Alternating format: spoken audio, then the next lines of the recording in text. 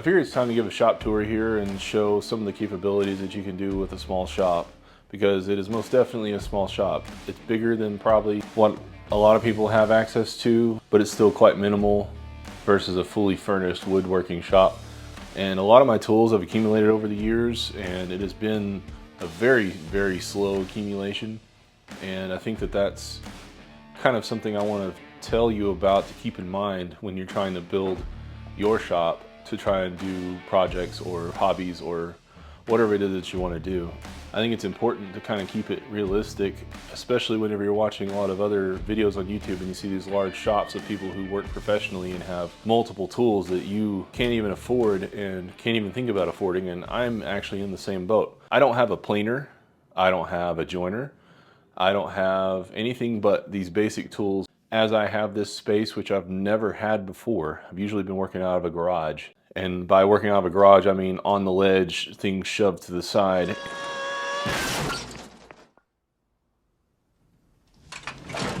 And you have to back a car out to wheel your tooling out to work on a floor space or something somewhere. That's the typical shop I've had up until now, until we bought our house now, which actually had this shed in the back, and I was able to convert it into using it in a shop because I had 110 voltage out here. I'm just going to take you around the shop and I'll show you some of the basic stuff I'm working with and really elaborate on how you can do a lot with very little, and you can be very frugal about your tools and how to acquire things for your shop that could very easily be free. That's also important to keep your eyes open for opportunities and to recognize them for free resources that you can use for yourself. You might still have to buy your tools, but you might be able to find a table that businesses are throwing away. You might be able to acquire things that can help you out. So that's something I want to emphasize today as we walk around the shop. And I haven't really had the chance to do any projects lately, but I have organized this place a little bit better, just so I'm not tripping on things all the time and so I can actually work again. So a lot of the stuff I have right here is, I've got a Delta belt sander. It's kind of your typical combo thing. You got a disc on one side and you got a belt on the other. This can fold down. And I can use this for a lot of shaping of wood, rounding of wood, even just basic sanding, obviously. But I mean, it's a fundamental thing you should have in your shop. I mean, you can always do manual sanding, but getting things quickly done over here has been really nice to have, and it's something I would highly recommend people get. And I know that Delta may not make tabletop equipment right now these days. I would say the equivalent, what you can get now would be like a Win or something like that, will be equivalent of buying this back about 20 years ago. The same would go for the Delta drill press here as well. You know, it's worked for years. It's just a basic drill press, collects dust a lot of times, should be cleaned, but it's not. And, you know, it always works for me, and it's always managed to do things that I needed to do. It doesn't have the height and capacity that a floor length drill press would have, but honestly, in this amount of time, I have never really thought about needing more than this here.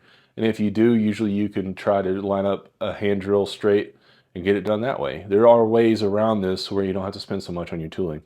And back in the day, these were about $100 a piece. And I think that you can get something semi-equivalent for not terribly much more these days, and you could function quite well. The other item on this table is my Makita carbide tooth chop saw, and I've talked about this in a previous video. If you want to see a review of this, just check it out in the descriptions. I've got links for that video. This has been my workhorse for many, many years, probably about the same age, about 20 years old. And I have used it on metal, I've used it on wood, I've used it for crown molding. I made a jig to put it in here for crown molding. It is intended to be a metal saw, but it is quite versatile with the carbide teeth. You can cut a lot of things. It can cut wood without much tear out. It spins slower than a miter saw, but it still cuts quite well, and I don't have a whole lot of splinters or burrs or anything on the wood whenever I've used this when the blade is sharp. So this has been my workhorse. This is technically my miter station. I don't really have one. I just improvise and bring this out whenever I need to. And I don't really need to have a long table. I don't really have room for a long table for a miter saw. I'm still kind of organizing this part. This table is new to my shop, although it's very old. And I'm trying to figure out a way to maybe keep this saw out in front of these things so I can feed long pieces of wood in, support them, and cut them here. But I haven't really worked through that yet because I haven't really had the chance to work on this setup or work on a project with this setup yet. So I'm still kind of working on that. Everything here is a work in progress. And I think one of the things that Adam Savage says is that a shop is a process. You kind of have to keep evolving as you go. And I would 100% agree, because you might be here one day and say, this isn't working quite the way I want it to. It's good, but it's not perfect. So you keep trying and you keep working with it to make it good. Most of the furniture in my shop has been either old stuff, like say this bookshelf. We didn't need it anymore in the house, so I brought it out here to help store stuff. Originally, I wanted to use it to display things that were fun and to display things that are inspiring. So, you know, I have my 3D prints, like say of T-Rex skulls over here. It'd be nice to have this as a display case for things that I'm proud of or things that I want to look at when I come into the shop.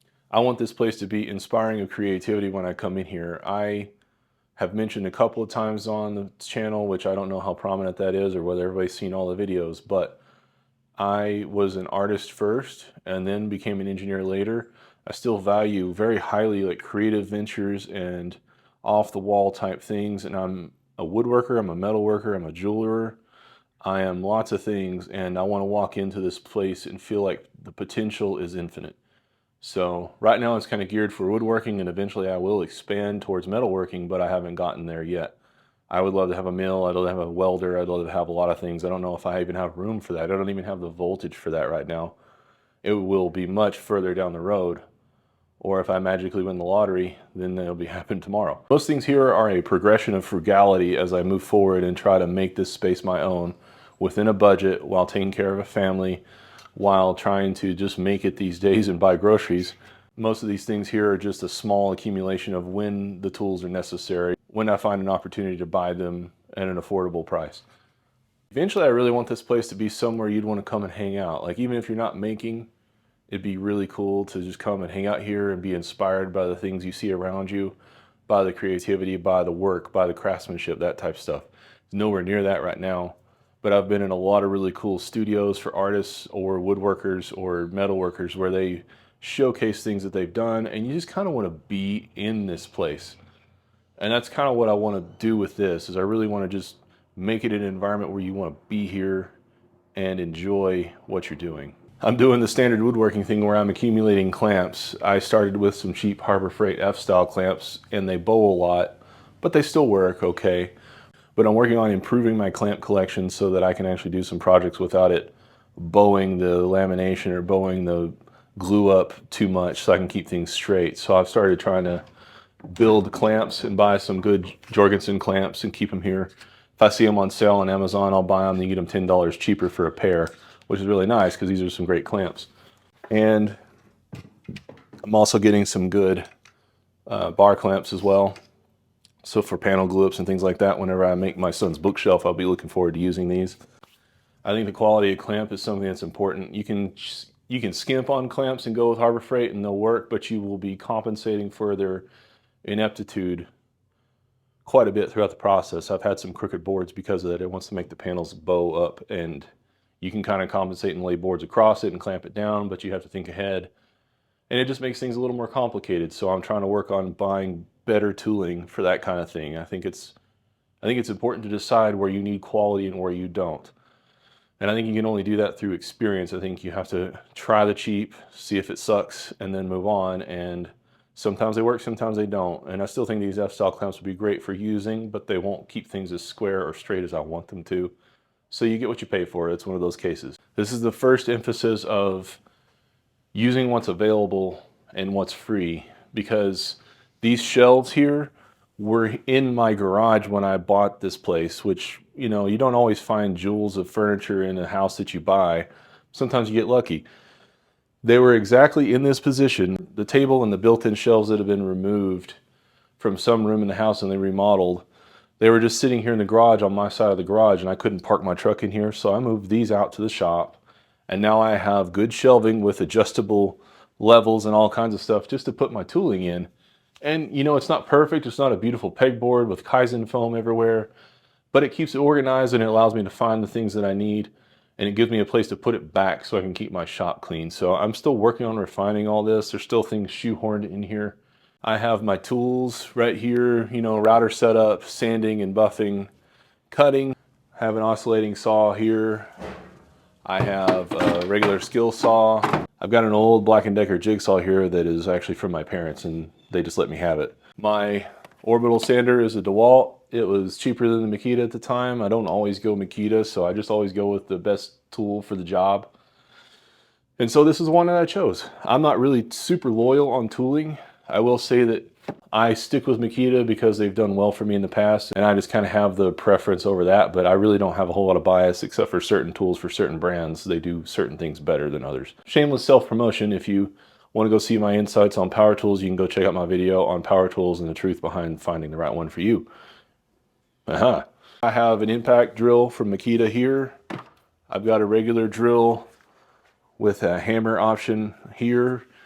These, the skill saw, the true drills, and I had a flashlight and a vacuum, and I have a Sawzall down there, not the brand, but reciprocator saw down there. They all came in the same kit, and I bought them when I was remodeling my stairway.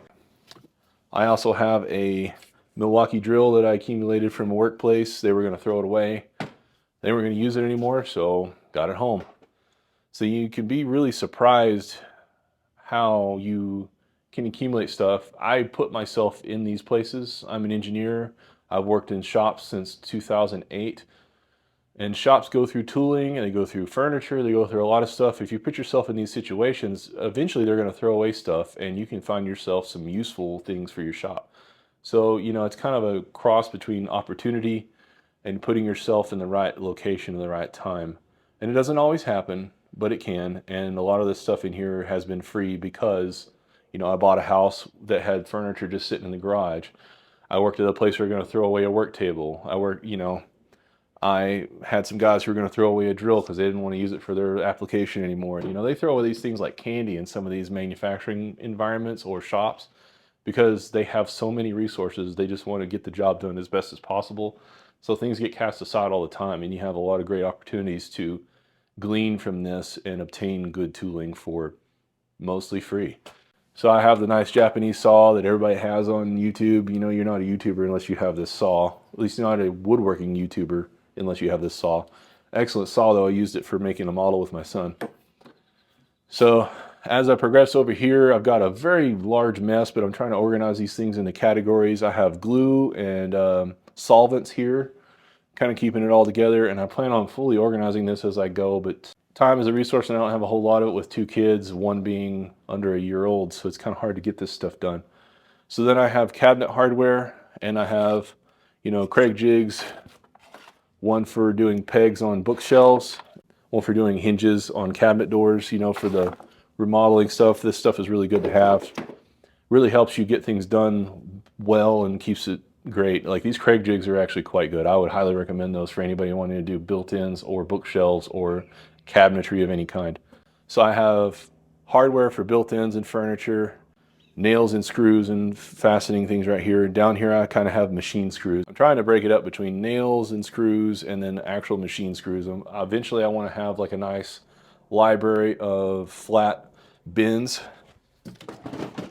I'm not sure how I feel about these yet, but I've got these Craftsman bins, which are a lot like the cheap ones you can get at Harbor Freight, or more expensive ones that you can get like Adam Savage uses. I forget what brand he uses, but I'll show it here.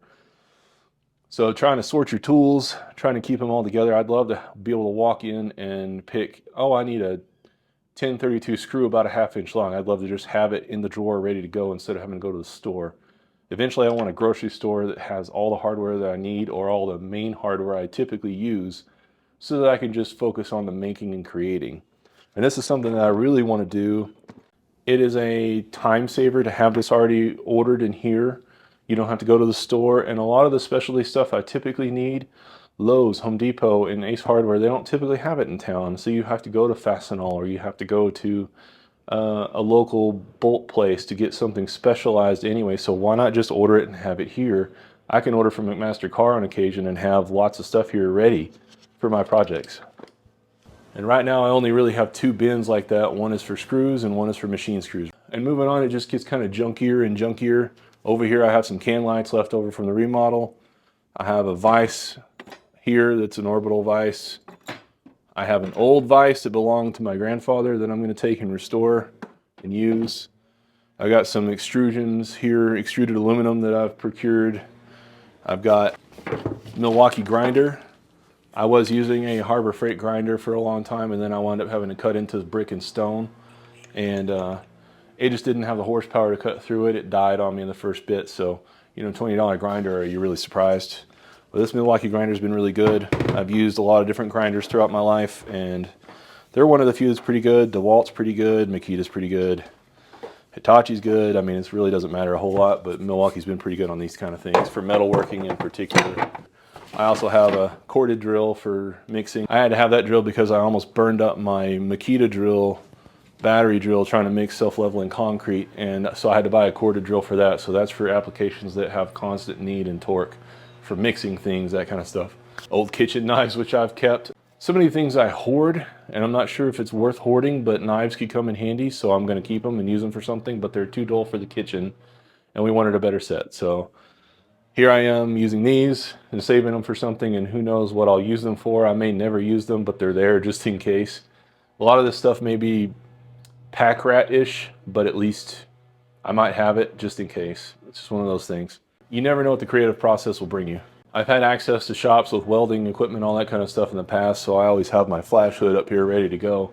Haven't had a chance to use it in a long time, but it's there for whenever I get into this kind of thing.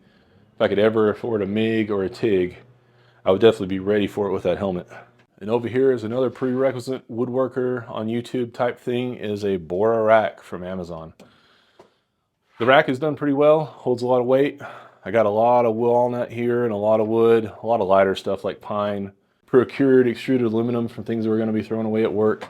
I got my plywood underneath. I got just enough room for 4-foot tall plywood to slide underneath here. If I ever get any 5x5 sheets for making cabinetry, it's going to be a little less cool to try and fit it in here, but that's what you got to do.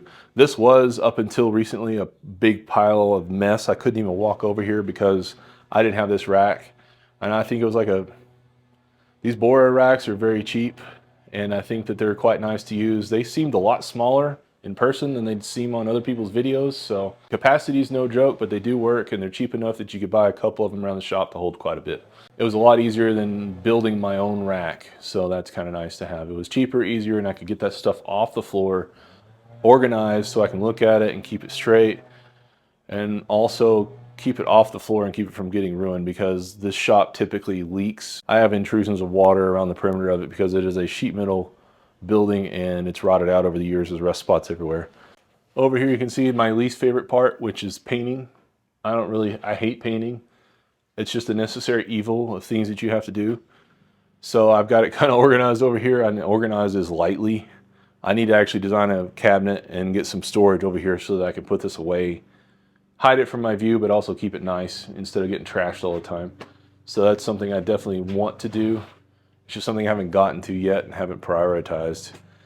As we go around this corner, you can see that I have lawn equipment, all kinds of stuff in here. My shop doubles as a storage for the lawn equipment, house maintenance type stuff, so I have kind of shoehorned it in, and I actually want to just put 2 doors in front of it, and I want to use that as a clamp wall later, and it should be nice. So over here you can see all the stuff that I've tried to do. I had a video where I built this shelf to hold all my lawn chemicals and fertilizer and all that kind of stuff. I never published it. I built this platform up here to hold sheetrock that had been on my table for ages. It was intended to be flat storage for everything, but really there's not enough room between this and the ceiling to store other things that I have over there, like the walnut veneered plywood and things like that. So things that I don't plan on getting to very quickly or just need up and out of the way typically go up here. I underestimated the weight for it. You can see that kind of split over here. But this is, although handy and great to have for storage, this is where I plan on doing like either some barn doors or doors that close, pivot on hinges. I don't really know yet. But this could be a display tool wall for things, and this is where I would like to have my clamps and, you know, make things pretty and visually organized and be able to lay my tools out, mostly in a 5S kind of way where you can visually see, hey, that's missing. Where is that? I need to put it back. You know, really emphasize the place where tools go. That's the vision for it. And then I need to support this a little bit more so it reduces the sag. It's been pretty structurally sound. It's just kind of bowed a little bit. I'd like to square all this up, close it in, keep the lawnmower from bothering me visually, you know, whenever I'm doing actual projects. And then when I need to do lawn care, I open it up and I do my thing, and then I shut it back. dual purpose spaces are kind of hard like that. You kind of have to section it off. So that's something I've been trying to get to, but once again, time is a problem. Yet another video I made was about this table saw. And this is another inherited piece. I got this table saw from my grandfather.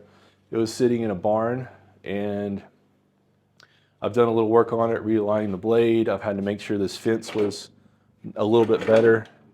And it is not great by any means, but if you spend a little time with it, you can make it cut square and I can get my projects done. Like, setup may take a little while, but it is doable for now. Until I have $600 to spend on a table saw that I use rarely, I'm not really going to look to upgrade this, but it would be nice to have something more reliable and easily set up. That would make my life easier, but I haven't gotten to the pain point where it's worth purchasing yet, so here we are.